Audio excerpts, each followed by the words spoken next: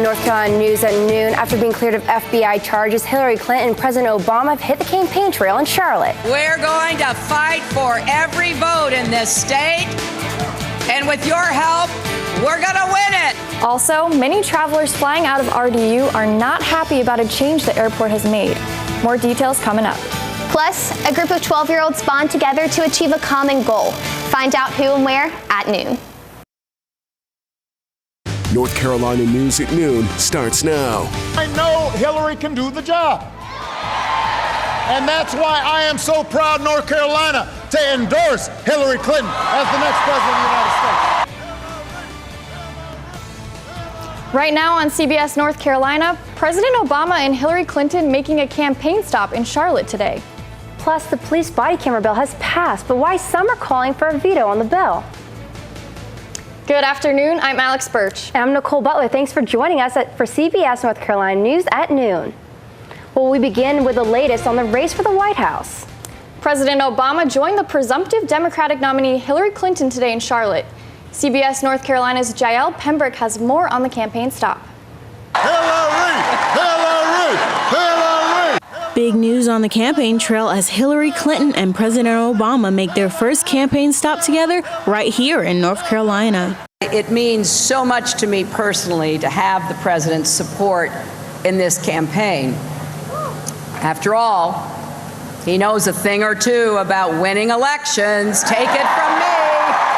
Today's stop comes just hours after FBI Director James Comey announced that Clinton would not be charged for her emails. Any reasonable person in Secretary Clinton's position should have known that an unclassified system was no place for that conversation.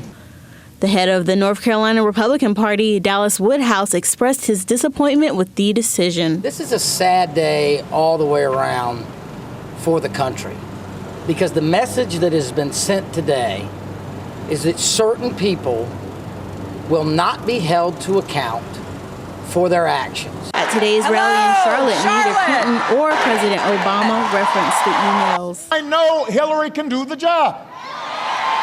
And that's why I am so proud, North Carolina, to endorse Hillary Clinton as the next president of the United States. We're going to fight for every vote in this state, and with your help, we're going to win it. All this shows is that the trail is heating up for the presidential candidates. In Raleigh, Jael Pembroke for CBS North Carolina. The presumptive Republican nominee Donald Trump will hold a rally tonight here in Raleigh. The event is set to get underway at 7 o'clock. We will have crews there and stream the event live on Wncn.com. Well, Raleigh firefighters are protesting over their pay. The city council just approved the budget for next year. It includes 3% pay raises, but that's only half of what the firefighters asked for. Lieutenant Ian Griffin says that the city council's decision is a letdown. It felt like they really didn't take anything we had said under consideration. It felt like they're just brushing us aside, and they keep talking about us meaning a lot and being important to them, but they really haven't shown it. Firefighters will voice their disappointment at this evening's city council meeting. Lawmakers have passed the police body camera bill, but not everyone is supporting the measure. CBS North Carolina's Kristen Tuzio breaks down the bill and why some are calling for a veto. This bill passed at the end of the legislative session. Now the last step is getting approval from Governor McCrory.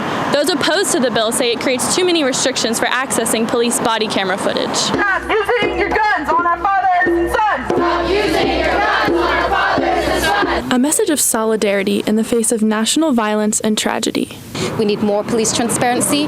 We need the police to be accountable. The Southeast Asian Coalition and other groups took to the governor's mansion calling for Governor McCrory to veto a bill that establishes rules for the release of police body camera footage. Opponents say the bills are too restrictive. Under this law, that footage would not be a public record, and people would essentially be forced to have to spend time and money going to court if they ever wanted to see this footage. All lives matter! Black lives matter! They marched to the administration building where they delivered a petition and held a die-in. The bill requires law enforcement to release the video when someone in the video requests a copy, but there are exceptions, including sensitive footage that could jeopardize a person's safety or footage from an active investigation. Denied requests can be taken to court. This further puts the releasing of the footage into police hands. Unless there is a lawsuit, the police will have discretion in if they release the body footage or not. This law creates the guidelines where there was none. So if this law is vetoed and doesn't go into effect, we will go back to a state where there are no guidelines. We reached one of the bill's sponsors, Republican Representative Alan McNeil. He says the law is needed in North Carolina. What you're hearing now is opinions. I say let the law pass. Opponents say these guidelines just aren't good enough. Organizers say that the events this week have made it an even more important topic that needs to be discussed. If the governor does not veto the bill, it will come into effect on October 1st. In Raleigh, Chris Intuzio, CBS, North Carolina. Well, Wake County principal is facing charges for possession of stolen goods. Police arrested the East Cary Middle School principal Nikita Davis at RDU International Airport for having a stolen license plate. Davis sent a letter to the parents of the school calling it all a mistake. I guess she heard about it last night and was right away Snapchatting all her friends to talk about it, so I know that she was pretty, surprised. The school board says that they do not plan on firing Davis despite her arrest. UNC's Alert Carolina system is now faster with the push of up button.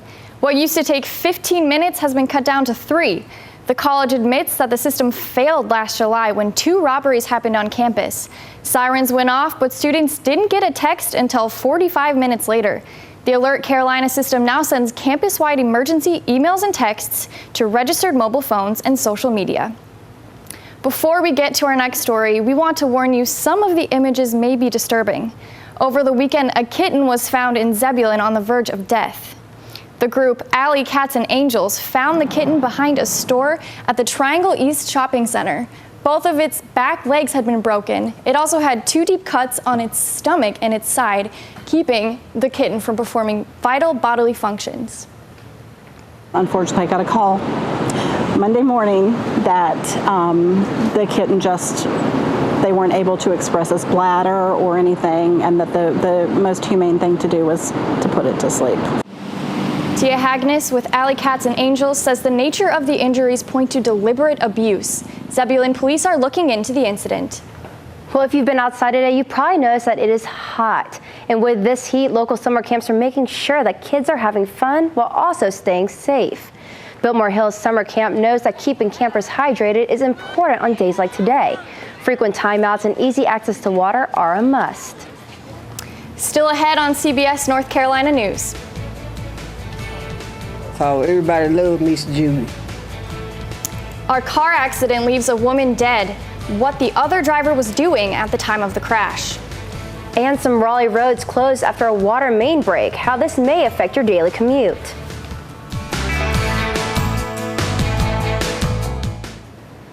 A mother is dead and her daughter and husband are recovering after an accident. It happened early Monday morning when the family's SUV was rear-ended by another driver. Friends and neighbors gathered to remember 53-year-old Judy Claiborne. Highway Patrol says the other driver, Eric Hicks, was texting and didn't see the family as they pulled onto the road. Police say Judy Claiborne died at the scene. It just breaks my heart because everybody loved Miss Judy. She was just a community. She was like a community mom. We gonna miss her. We gonna miss her. Her husband Daryl and their 16-year-old daughter Amira are in critical condition. Police have charged Hicks with texting while driving and failure to reduce speed. Well, a new website was supposed to be making parking easier at the Durham-Raleigh International Airport, but technical difficulties had delayed the launch of the new program. Customers tell me that the delay has them frustrated.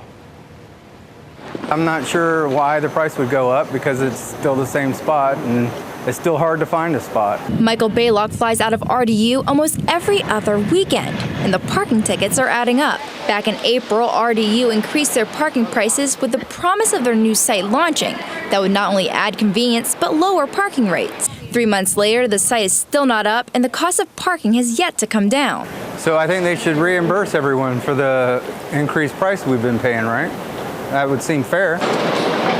People here at RDU are trying to figure out when the lower rates will be going up online, but officials don't want to give us an exact date and fear that that date won't happen like it did last time. James Ut is new to using the parking garage and says that he feels the airport has alternative motives for not launching the site yet.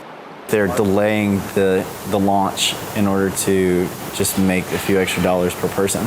Officials say that the website is fully functioning, but instead of launching early, they want to make sure that the site is perfect, allowing for more convenience for their customers. Because I understand that there are some technological glitches and things that need to be smoothed out, but here we are months after the fact. Officials are hoping to get the site up as quickly as possible so that customers can travel with ease, but as of right now, there's been no set date for the launch. Well, parking is big business for RDU, accounting for about $48 million of its expected $120 million in revenues this year. A water main break is creating some problems for drivers and businesses in Raleigh. Six Forks Road between Anderson Drive and Wake Forest Road is currently closed. Business owners in the area say they are losing thousands of dollars a day due to the road closure. The road is expected to be closed for another day while crews make repairs.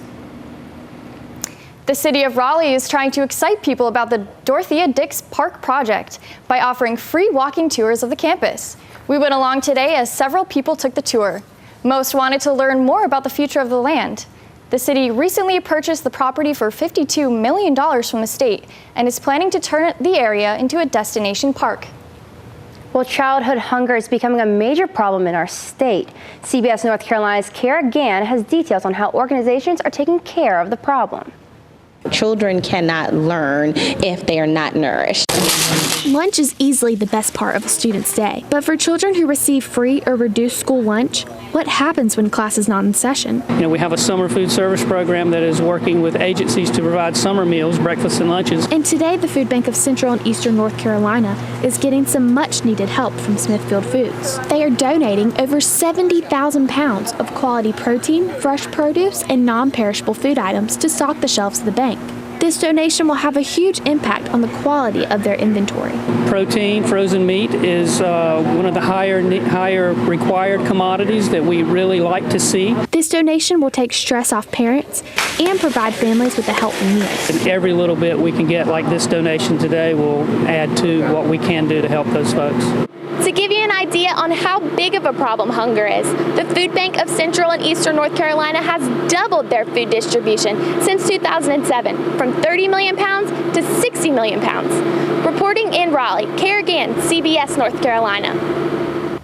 Coming up, find out which local city has just been named the foodie capital of the South.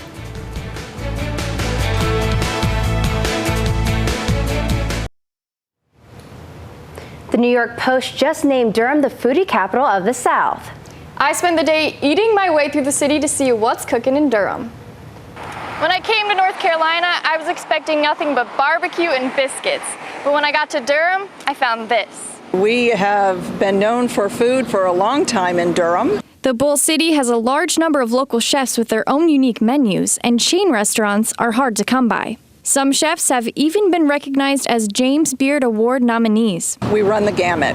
We have some fast, casual restaurants. We have some upscale restaurants.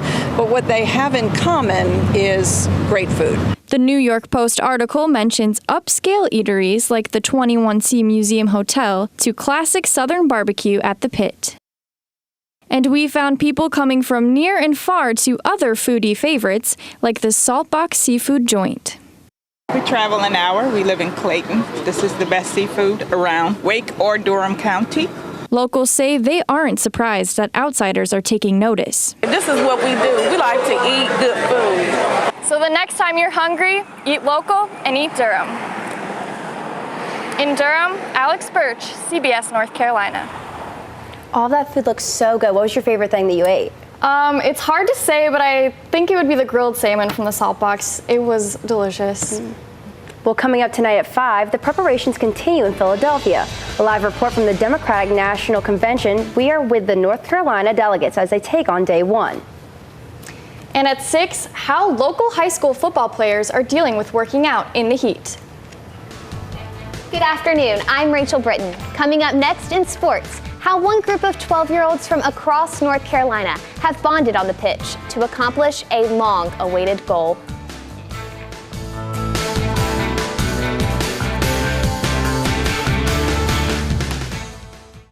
What is traditionally a celebration of the upcoming football season was overshadowed by bigger news at the ACC kickoff in Charlotte. Commissioner John Swofford making it official, there will be an ACC network rolling out in 2019. It'll be run by ESPN, similar to the SEC network. The deal with the sports network runs through 2036. If you're going to be a Power 5, if you're going to be in the Power 5 and you're going to be a clubhouse leader, you're not going to do it without a network. And so it was a means to an end. Officials say the schools will all benefit financially. A team in the Triangle is taking the Final Four by storm, but it's not for basketball. A capital area soccer team is on the road to a national title, an 8-month journey to reach a goal of a lifetime. Castle, a Triangle area soccer club, has pieced together a group of 12-year-olds from across North Carolina to chase a goal that many soccer players would dream of.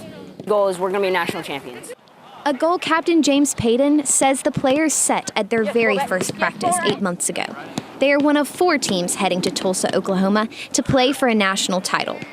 Coach Jordan Dickerson says this has been a long time coming. One of my directors in email that said, if I can get this team together, they're good enough to win a national championship. Dickerson has seen many of these players develop since the age of 7. And I knew that if I could bring them all together, that we could create something very special if they would buy into one another. And they did. They just work hard for the ball and they just win every tackle and try their best. Goalkeeper Davis Leonard says the hard work, even at practice, allows for trust in his teammates, a feeling that all players share and attribute to their success. We want to push our brothers to so they can reach their highest potential as well. Player Max Wiley says this team shares a unique bond, one that Payton says will remain after the team splits next year. We'll still be buddies, we'll still be brothers. And with a national championship title, that bond lasts a lifetime. And we are a family first and a team second. Mixed in with no goalies, guys. A record-setting 10,135 fans came out to Wake Med Soccer Park to see the Railhawks take on West Ham United. The crowd wasn't the only surprise of the night. The Railhawks took an unexpected lead against the top English Premier team early in the game, after a West Ham own goal. But it didn't last long. West Ham scored 2 more goals, this time down in the right net, within 10 minutes. A penalty kick gave the Railhawks a chance to capitalize, and they did, ending the game in a 2-2 draw. A competitive match for the record crowd. Matches continue for the Railhawks into late October. Crazy game, huh? It's crazy that the Railhawks could play West Ham. They're such a good team, so it was definitely impressive for them. Yeah, it definitely was. All right, for the latest updates, be sure to check out Wncn.com and watch CBS North Carolina beginning at 5 and 6. Well, Justice with Judge Maybelline is next.